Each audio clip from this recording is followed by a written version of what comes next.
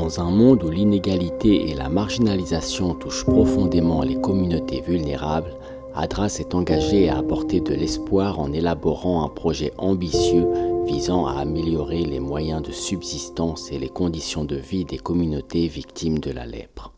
30 familles victimes de la lèpre bénéficieront grâce au projet financé par ADRA Royaume-Uni d'une aide financière et alimentaire, mais également des sensibilisations sur le harcèlement insistant sur la tolérance zéro encouragée par ADRA. Chaque trimestre, l'équipe d'ADRA prépare les colis alimentaires et s'assure que chaque carton contient les produits de base qui permettront aux familles de s'alimenter correctement. Du riz, de l'huile, des haricots, du lait et bien d'autres produits de première nécessité. Au total, ce ne sont pas moins de 2 tonnes qui seront distribuées chaque trimestre et près de 9 tonnes de nourriture tout au long du projet. L'équipe charge le véhicule utilisant même l'habitacle pour optimiser les livraisons.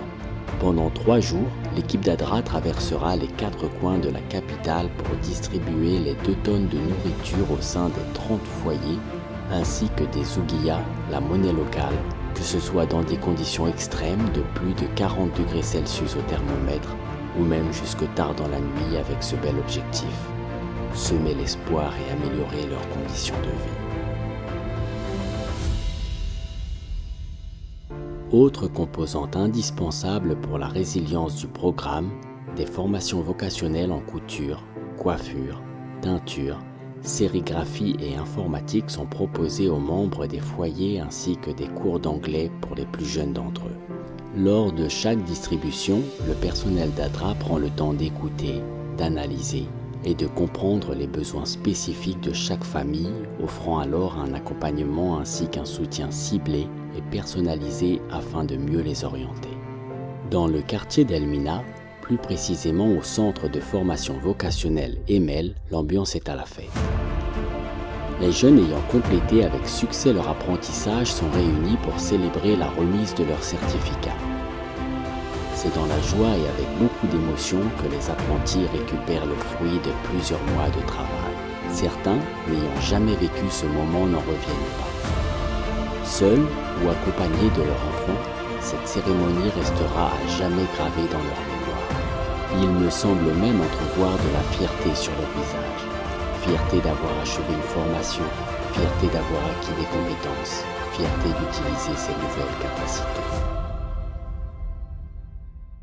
Laissez-moi commencer par résumer très brièvement l'histoire inspirante d'Ebou Bekren.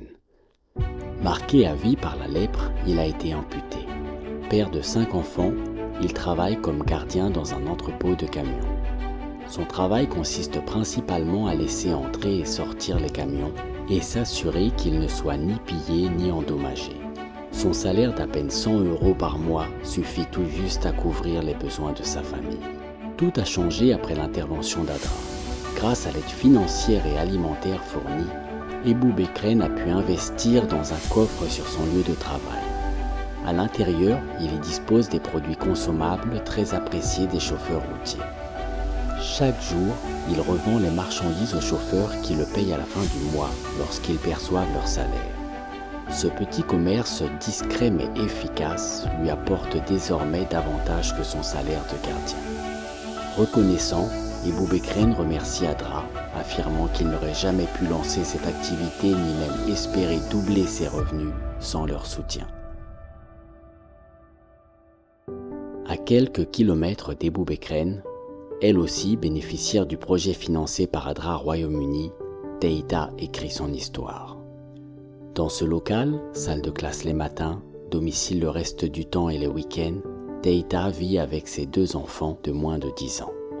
L'intervention d'ADRA avec la distribution de cash et de denrées alimentaires lui a donné une lueur d'espoir.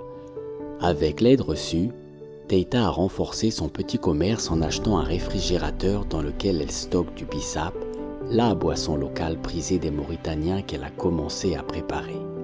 Détail invisible pour beaucoup, observez bien ses mains, séquelles de la lèpre. Cela ne l'empêche pas, tant bien que mal, de conditionner le liquide afin de le vendre par la suite en petits sachets. En dépit de ce handicap, le courage et la détermination de cette femme a porté ses fruits. Teita a d'ailleurs élargi sa gamme de produits et propose maintenant bien plus d'options aux élèves de l'école. Elle ne trouve pas les mots, mais remercie profondément Adra d'avoir semé l'espoir de mieux vivre, l'espoir de renforcer son activité et l'espoir d'augmenter ses revenus qui est devenu une réalité. Teita a quasiment triplé ses bénéfices. Elle alimente aujourd'hui l'espoir de voir s'accomplir son rêve, avoir un toit et pourquoi pas, posséder sa propre maison.